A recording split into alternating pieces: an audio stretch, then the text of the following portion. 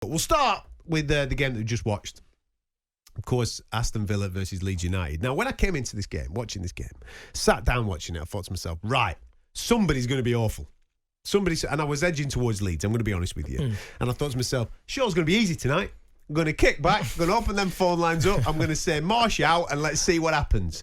Can't necessarily say that. Now, I've no doubt that might be the thought process of some fans. Watching that game this evening, first and foremost, what a brilliant game of football. I think that sets now the precedent for the rest of the weekend. Fingers crossed everybody can live up to that bar. I really enjoyed watching that game this evening. I felt for Leeds. I really did, mate. I thought they played some good stuff. They just couldn't put it in the back of the net. And for them to come away from that game, losing it, that's a kick in the you-know-what, isn't it? That's been their story this season. They've, every time I watch Leeds, it's entertaining. It's like a basketball match. It's, back and forth, end-to-end, action-packed. But at times, they just can't put that ball in the back of the net. Do they make a change? Because you look at the league, I know that we're jumping the gun. We've got 20 games still to go. 2 points above the drop zone, all right? And it is very, very tight. If they play like there. the way they play, like the show today. But as you just said, they've been doing it all season. Yeah, I know, but if they continue, if they continue in that manner, they should stay up. But I do think they need a bit more firepower up front. Bamford's, I know, just came back. He's not scored tonight. Yeah, he did, but still, I think you might want a little bit more firepower up front if you want to stay in this league, because they are a good team, but they just, for some reason, just can't put teams to bed when they're dominating the game, they're getting chances. They're just not clinical enough.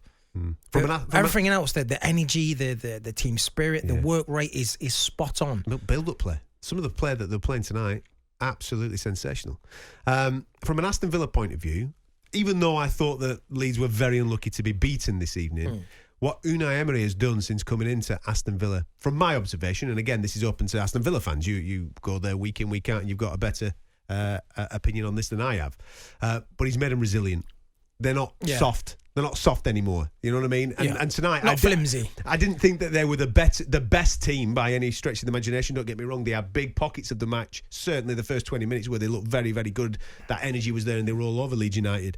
But when Leeds were putting it on them, when they were on the ropes, they didn't back down. They stayed strong. They stayed resolute. They stayed in their formation, and they defended their lead. And that has not been something that you've been able to say of the team that maybe was managed by Steven Gerrard earlier on this season. No, and that's what you get when you have a new manager come in and you get the reaction that the manager would want. When you get a new manager, you want the boys to have a little lift, and that's why teams do get new managers in, because usually they give you a boost of 9 points.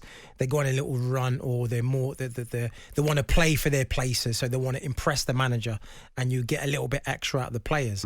And that's what Aston Villa are getting, and he's made him very, like you said, very sturdy, very strong at the back, and very compact and complete, where before there was a bit all over the shop. No matter who they play, there was leaking goals, but now they're looking very good, and listen, they're up to 11th, mate. They're 3 points behind Chelsea. And the games that I've seen under you and I was thinking, very, very, very good. When they played against Liverpool, when I watched, I was like, Liverpool were lucky to come away with the result in that game. Yeah, they beat Man United. They're a good team now under Unai. 03717 22 3344. Phone lines are open. As you can imagine, quite a few Leeds fans getting in contact with the show. Nathan, we'll start with you, my man. How are you? You well?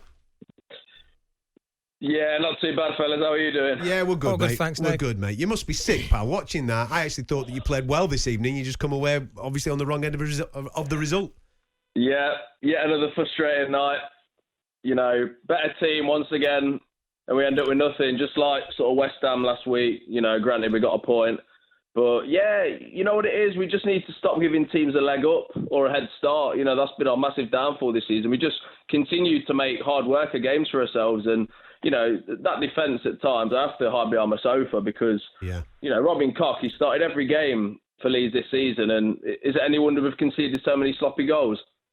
Listen, Bailey takes it really well. He takes the first one really, really well, but you can't give that amount of space in the penalty box and let a kid come onto his favoured foot and just ping it, especially in the first 5 minutes. You've got to get tight. Well, that's it. Again, left side of the defence, Strauch. We've given him a new contract recently. We should be looking to sell him. I've seen that for about 3 seasons now, and twice tonight. Obviously, the second goal as well. Granted, the marking could have been better in the middle on the rebound, but twice he's shown Bailey on his stronger left foot, and you've seen the result. Nathan, what do you think you need to stay in the league or to progress in the league? Do you need to dip in the transfer market or change of personnel? What is it that you would want to see? I've heard the lad Rutter from Hoffenheim was in Leeds doing his medical this evening, so that's pretty much literally just on the brink of completion. But then again, he's a young under-21 for France, so you can't really be expecting him to hit the ground running, There's been some positives tonight, obviously pleased for Bamford, coming after so long, coming off the bench and getting a goal. Willie Gnonto, what a star for the future.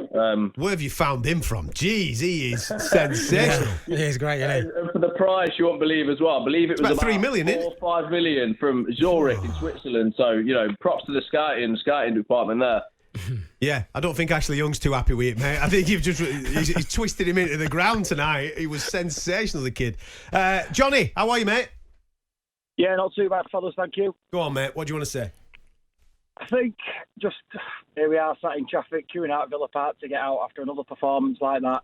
It's a tough one to take. We feel a bit like we're getting dragged into a battle that we shouldn't be in. Yeah. Obviously, we've had some new signings. There's been talk of this new fella Rutter this week, getting that over the line, which is obviously good.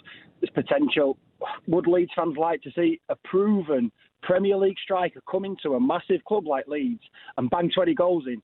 Yes, we would. It's just a tough one, lads. It feels like going round in circles, and like I say, getting pulled into a battle. The football's good. Johnny, watching you tonight, the football's good, mate. If I were a Leeds fan, I'd be sat there going, "This is tidy." But you just make daft errors, don't you? I know what you're saying, but there's only so many games you can go to and go, "Oh, that was tidy." Yeah. Do you know what I mean? Yeah, I get you. We said that at West Ham, we were all buzzing, like we felt like we'd come away with 3 points, getting that equaliser and stuff like that. And yeah, it feels good, but we're Leeds United, one of the biggest clubs in the Premier League, and I just feel like we deserve more. I feel like fans have stuck by Jesse. Yeah. Are they still with him? Are they still with the manager? Yeah. Not at the end of that, mate, to be honest. No, Leeds fans are shouting Jesse out.